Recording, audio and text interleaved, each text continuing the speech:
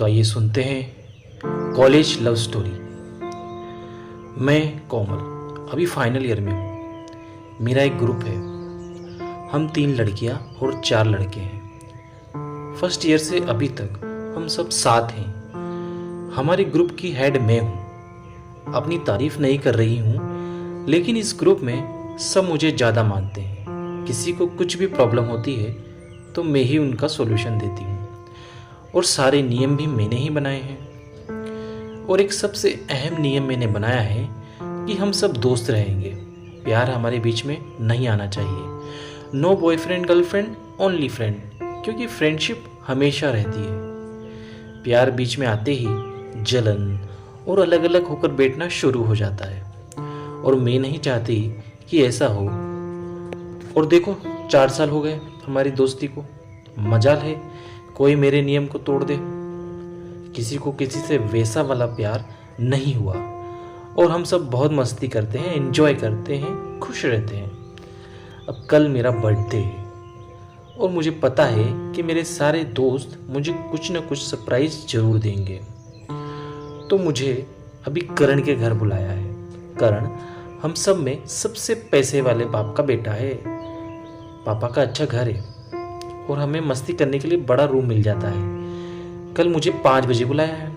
देखते हैं कि मेरे दोस्त मुझे क्या सरप्राइज देते हैं। मैं 5 बजे करण के घर पहुंची, लेकिन मेरे सारे शैतान दोस्त पहले ही वहीं थे। बड़ा केक टेबल पर था, रूम में अच्छा डेकोरेशन था। मुझे बहुत स्पेशल फील कराया गया। सबने मुझे कॉम्प्लीमेंट भी दिया कि मैं बहुत अच्छी लग रही हूँ। ब्लैक कलर का गाउन मैंने स्पेशल बर्थडे के लिए लिया था। फिर मैंने केक काटा और बारी बारी सबको खिलाया। मैंने एक टुकड़ा काटा। जैसे ही मैं केक करण के पास ले गई, उसकी आंखें मुझे कुछ अलग लगी। उसने मुझे सबके सामने लिप पर एक हल्का किस करके आई लव यू बोला। तालियों की आवाज जिसे रुक गई। मेरे कुछ समझ नहीं आया। उसने एकदम से यह किया तो मुझे गुस्सा आ गया, और मैंने जोर से चाटा मार दिया और वहाँ से चली गई। बर्थडे वाले दिन मुझे ये सरप्राइज़ मिलेगा मैंने सोचा नहीं था।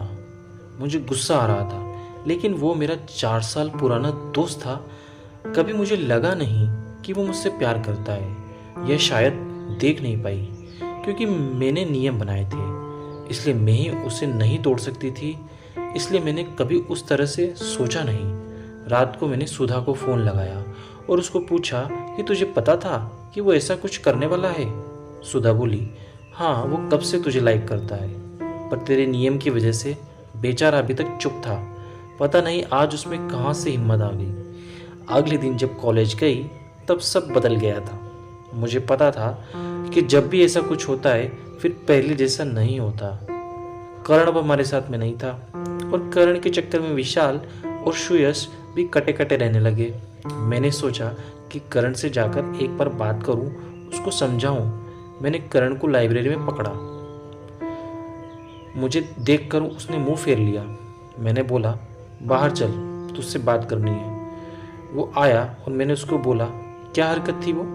करण बोला, मुझे लगा कि तू सॉरी बोलेगी। मैं बोली, सॉरी तू बोल। करण बोला, ओ हेलो, तूने सबके सामने मुझे थप्पड़ मारा है। मैंने बोला, तो तूने क्या किया? करण बोला, मैंने जो किया वही सच है। मैं प्यार करता हूँ तुझसे, और प्यार कोई करने से नहीं होता, हो जाता है। तेरा नियम नहीं काम आता है। हो गया तो उसमें क्या बुरा हो गया? कौन बोलता है कि 2 लवर अच्छे दोस्त नहीं हो सकते? हमने ही तेरी बात मानकर तुझे सर पर चढ़ा रखा है। उसको इतने गुस्से में और समझदारी की बात करते मैंने आज तक नहीं देखा। लेकिन अब मैं भी वैसी नहीं रह गई। जब आपको पता चल गया कि सामने वाला आपको लाइक करता है, तो आपके सोचने का तरीका भी बदल जाता है। अगर आपको वो पसंद नहीं तो आप उससे बात करना बंद कर देते हो। अगर वो पसंद है तो आप भी उसको लाइक करने लगते हो। और करण तो मेरा दोस्त है। अब मुझे लगा कि मैं भी पिसरने लगी। मैंने सुधा से बात करी। उसने और मुझे और उधर धक्का मारा। मैंने बोला कि मैं अपने नियम पर नहीं रह पा रही हूँ। उसने बोला, पागल है तू, तेरा नियम तू ही मानती है। तब उस सुधा की बच्ची ने बताया कि बाकी दो, सुधा और श्रुति, पहले ही हमारे ग्रुप में विशाल और श्रेयस के साथ सेटिंग कर चुकी है। मतलब क्या, मैं गधी थी, अपने आप को जीनियस मानती थी। जीनियस तो साले ये सब है जिन्होंने मुझे पता नहीं चलने दिया। लेकिन एक बात तो मुझे समझ आ गई कि प्यार के बाद भी हमारी दोस्ती वैसी ही है। कोई लड़का जब आपसे प्यार करता है तो आपको ऐसा लगता है कि आप स्पेशल हो, खूबसूरत हो। वैसा वाला मुझे भी लग रहा है। लेकिन अब उस गधे को बताऊं कैसे? मैं तो उसको थप्पड़ मार के आ गई। अभी तक उसको भी पता चल ही गया होगा कि मान गई, लेकिन अभी भी भाव खा रहा है, देख नहीं रहा थप्पड़ जो पड़ा है उसे। फिर मैंने मौका देखकर उसको बोल दिया, सॉरी, उस दिन मुझे ऐसा नहीं करना था, अब नहीं करूँगी कभी भी।